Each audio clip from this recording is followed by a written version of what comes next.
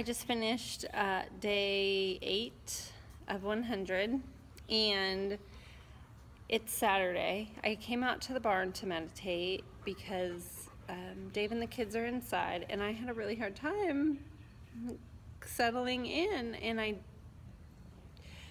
had a hard time like closing my eyes, keeping my eyes closed.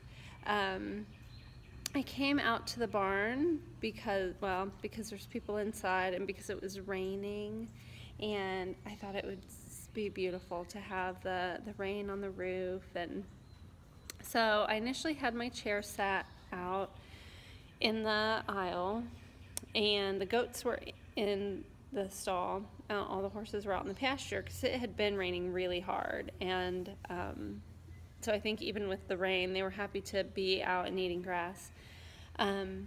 So I brought my chair into the barn, and I sat, and again, it was so hard to close my eyes and settle in. Like, the goats were here, and they were nuzzling, and they were being really cute. And I closed my eyes, and I could, they're still like rubbing on me, but I think like either they left and I was able to focus, or I focused and they left. I don't know.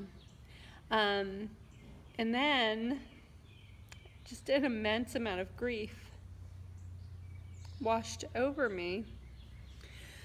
I think because I'm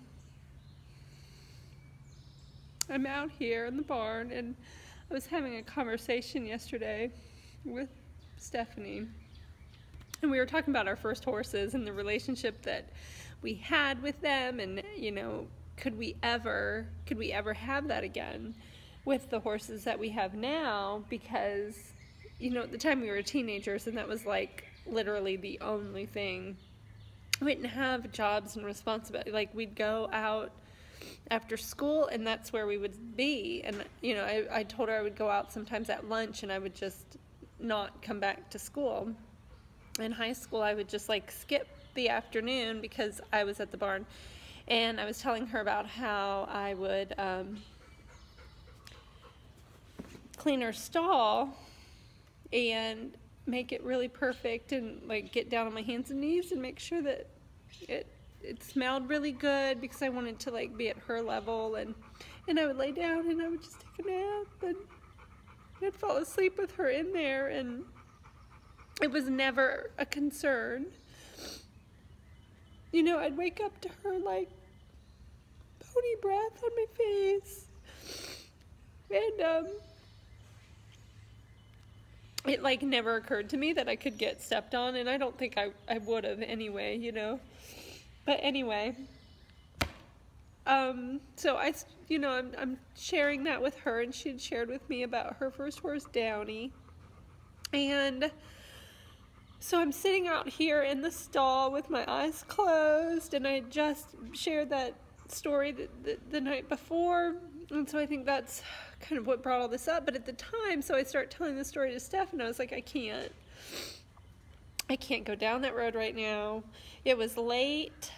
I just did not. I knew I would get so worked up if I continued to tell the story, even though it was like a happy story. And so I was like, I was starting to cry, and I was starting to get teary, and I was like, well, I can't do that right now. I can't do that right now. And we started talking about something else. And I think because that wanted to come up, and I was like, nope, can't come up now. Go to bed, because that's what I'm doing. So I think that was like, well, it's time, I mean, anytime I think about my first horse, I have a lot of grief around that, because just the circumstances, and I wasn't there when she took her last breath, and I have like a lot of bad feelings around that, and sadness, and I mean, I was just sobbing. I just didn't feel like I was gonna come out of that. I just thought I'm gonna spend this hour sobbing. When the horses are all out in the field, and I look up and I see Rasa, and it's So Carrot was a black horse, like pure black. And it had been raining. And Rasa gets really dark, even in the summer. I mean, she's dark in the winter, but when it's raining in the summer, and she just looks black. And because that's like where my head was, it like felt like I was seeing Carrot, and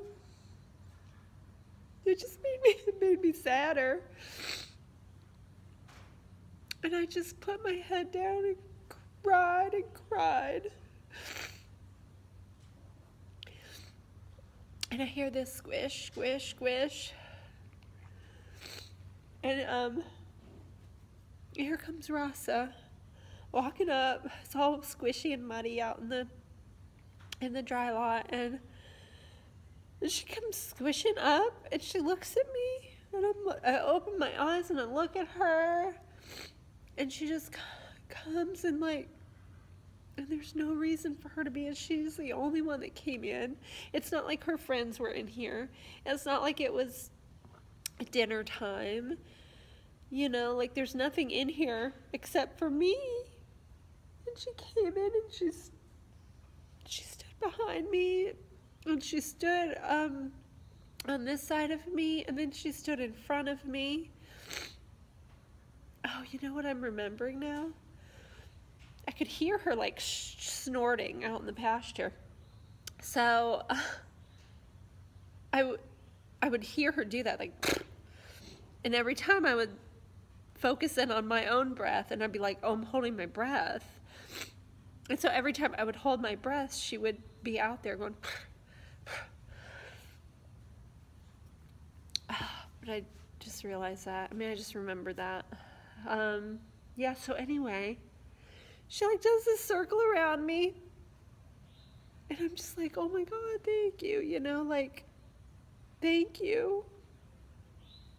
And then she walks away, and I'm just laughing. Like, I went from sobbing, and I'm laughing through tears, because I'm like, oh my God, like, I wouldn't have even dreamed of asking for that to happen. And she came in and did that for me. And I just spent the rest of the time being so grateful for everything. I think everything, like for her and for all of my horses and for this farm and for this connection that I have, and for the ability that I have now to like have that connection in retrospect. Because at the time, you know, I was talking about that with Steph too yesterday, like, even though I spent, oh, my battery's gonna die, even though I spent I had so much more time with Carrot, I'm at a different place in my life now where I have a whole lot more awareness around myself and my animals and consciousness in general. And